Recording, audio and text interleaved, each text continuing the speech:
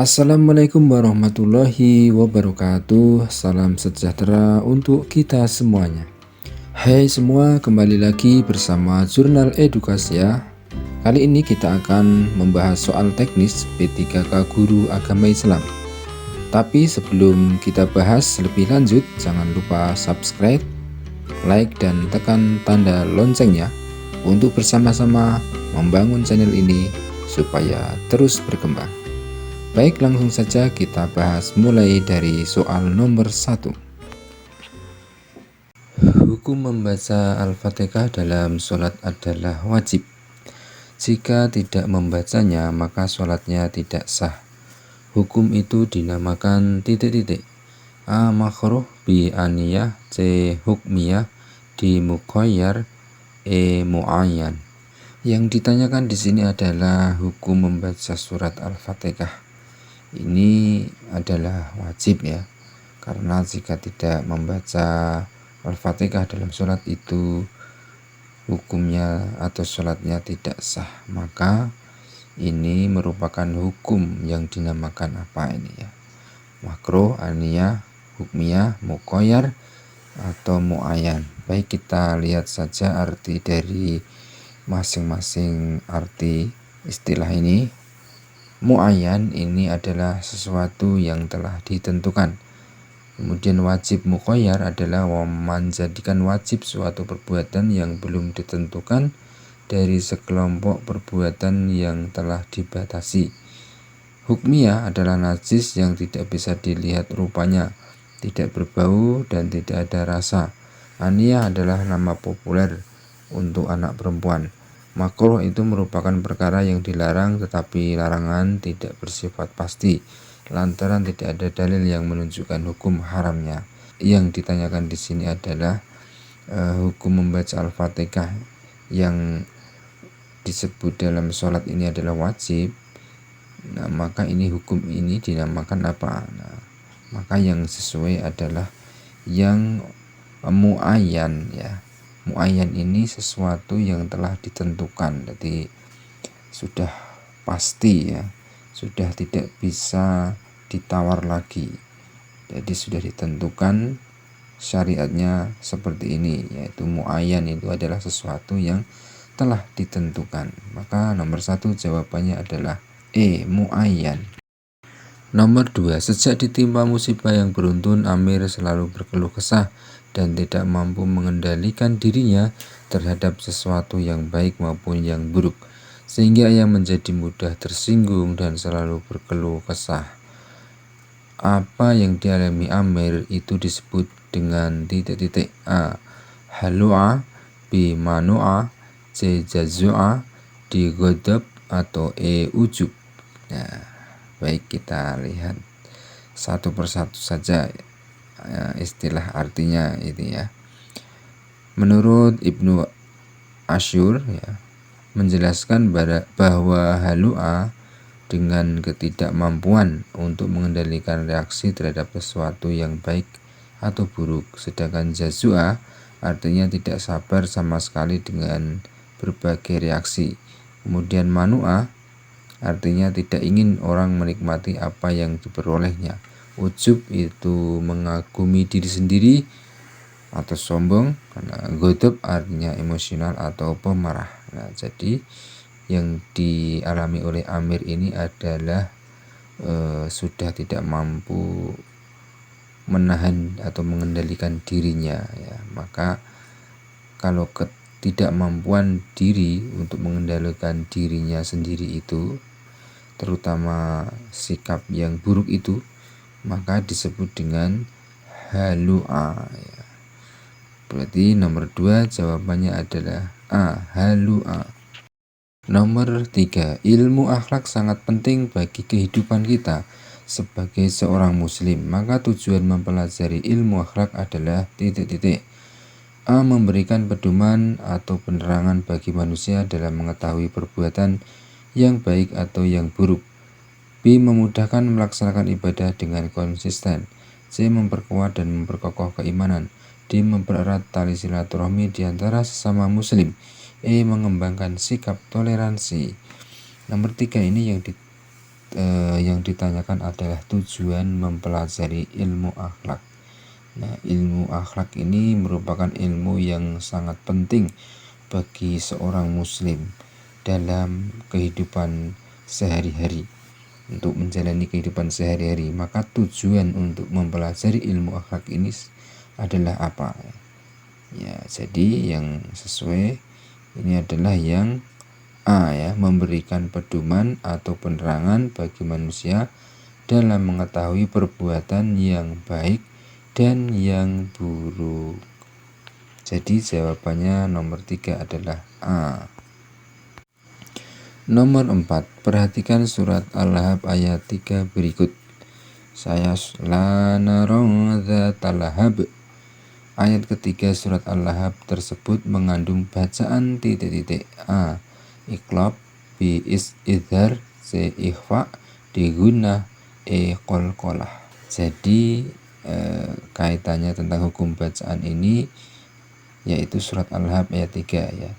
Di situ ada ba di akhir ayat. Nah, ini berarti kaitannya tentang qalqalah, ya, qalqalah. Jadi nomor 4 jawabannya adalah E, qalqalah. Nomor 5. Perhatikan hadis berikut ini. Berdasarkan hadis yang diriwayatkan oleh Bukhari dan Muslim tersebut, termasuk hadis A. Fi'liyah, B. Qauliyah, C. Takririah, D. Sifatiyah. Nah, tentunya untuk menjawab pertanyaan ini paling tidak kita harus tahu dan mengerti tentang apa maksud dari hadis tersebut.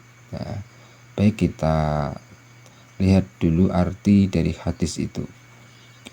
Dari Siti Aisyah radhiyallahu anha berkata, Rasulullah Shallallahu alaihi wasallam membuat hiran atau selalu melakukan dengan mendahulukan sisi kanan di dalam memakai sandalnya, menyisir rambutnya, cara bersucinya, dan di dalam setiap keadaannya. Disepakati kesohihan hadis oleh Imam Bukhari dan Imam Muslim. Nah, jadi di sini hadis ini adalah terkait tentang perbuatan Nabi, ya. Karena di sini memakai sandal, menyisir rambut, cara bersuci. Nah, ini adalah merupakan atau terkait tentang perbuatan Nabi. Nah, berarti ini termasuk hadis apa? Fi'liyah, qauliyah, takririyah, atau sifatiyah. Nah, fi'liyah itu adalah perbuatan Nabi. Qauliyah perkataan Nabi. Takririyah diamnya Nabi ketika melihat sahabat melakukan sesuatu. Nah, maka yang terkait tentang hadis ini adalah hadis yang berhubungan dengan perbuatan Nabi, itu berarti fi'liyah. Berarti nomor 5 jawabannya adalah A, fi'liyah. Nomor 6, perhatikan hadis berikut ini. Ini masih sama terkait tentang nomor 5 tadi, ya, sebelumnya. Nah, kalau di sini berdasarkan hadis yang diriwayatkan oleh sahabat Anas bin Malik. Nah, ini termasuk fi'liyah, qauliyah, takririyah, atau sifatiyah. Nah, baik, kita lihat dulu arti dari hadis ini, ya. An Anis bin Malikin, ya, ana Rasulullah Shallallahu alaihi wasallam qala. Nah, di sini artinya dari sahabat Anas bin Malik, sesungguhnya Rasulullah Shallallahu alaihi wasallam bersabda, barang siapa yang mengunjungi orang yang alim, maka dia benar-benar telah mengunjungiku. Dan barang siapa telah mengunjungiku, maka wajib baginya syafaatku. Dan baginya setiap langkah adalah pahala orang yang mati syahid. Nah, di sini Rasulullah itu dalam hadisnya itu sifatnya adalah perkataan Nabi. Jadi berkata Nabi, Rasulullah itu berkata pada sahabatnya ini, ya, tentang mengunjungi orang yang alim.